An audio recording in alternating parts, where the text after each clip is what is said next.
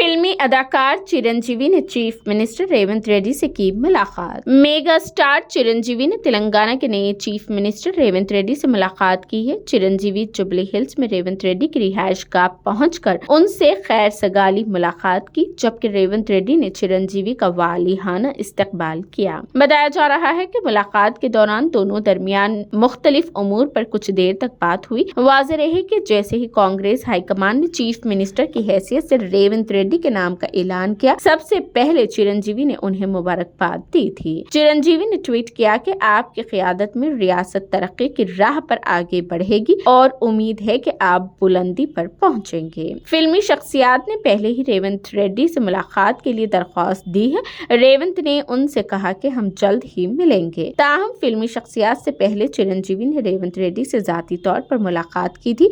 दूसरी जानिब रेवंत रेड्डी और चिरंजीवी की मुलाकात की तस्वीर सोशल मीडिया पर वायरल हो रही है। रेवंत रेड्डी ने यह तस्वीर अपने ऑफिशियल ट्विटर अकाउंट पर पोस्ट की है।